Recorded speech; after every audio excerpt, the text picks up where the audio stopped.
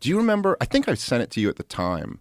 But there was like 4 years ago, there was a Time magazine piece about the 2020 election. It was like a real long article about it was something like the title was something like how the shadow government like stole. It wasn't exactly that, but it was like basically went through the real conspiracy of 2020, and they're writing it from the pro conspiracy point of view. But they're forget anything about like ballots or any of that stuff, which I don't.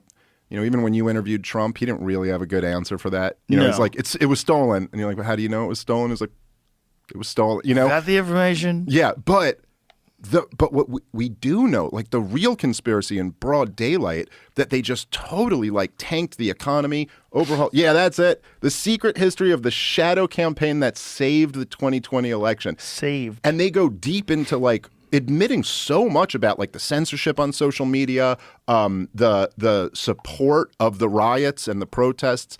And what's amazing about it is it really is incredible their ability to turn on and turn off the protest machine. Well, it's just like, money. Yeah. It's just money. There's a lot of people out there that have nothing to do. There are a bunch of, we were talking about it the other day. I was like, if I was 21 years old and someone said, hey, they're going to pay you $400 to go to a Kamala Harris rally, would you go? I'm like, fuck yeah. I'd go. I'd hold that sign up. I'd probably vote for her. When I was 21, you had me at $400. The conversation was over. It was like $400. I heard you get $1,000 to go protest for Tesla.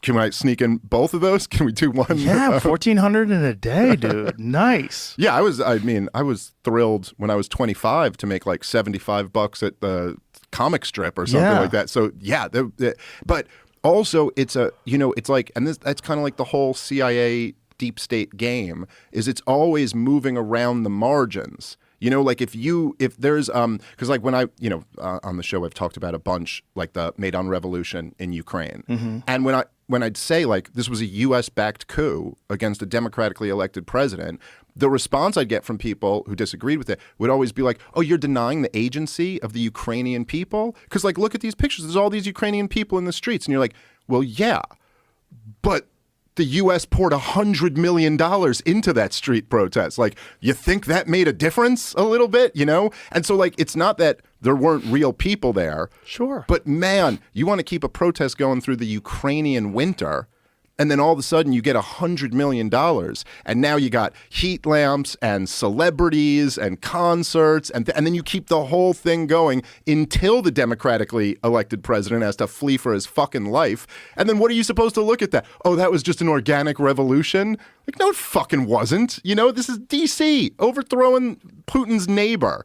And, you know, they don't like that detail because then it fucks up the whole unprovoked people narrative. Don't like that detail. They don't like the detail that there's many layers of subterfuge exchanging with each other. There's just so much money and so much influence, and they're so good at it. They've been doing it for so long that they can get Time magazine to write an article saying how it's good. Yeah, it's great. It's good that we saved the 2020 election. And by the way, I love I know your podcast with Mike Benz was phenomenal. That dude's great. He's phenomenal. I've done a few of them now. Yeah, he's great. But I'll tell you, I knew all that. He's right about all that USAID stuff, and I'll tell you, that was the whole thing. It's Scott Horton's book, Provoked, which is like the best book that's been written on the history of the build up to the war in Ukraine. And it's all in there, dude, if you want. It's all footnoted, but it's like, yeah, they're the ones pumping all this money in. And then they make it out like when you try to cut it, they're like, oh no, we were just helping some kids get on a school bus over here and overthrowing the democratically elected government in Ukraine. You know, like we did all of that. But well, that's the beautiful thing about USAID. You know, it's like they had the money to do all this stuff. They have the money to do essentially whatever they want all over the world.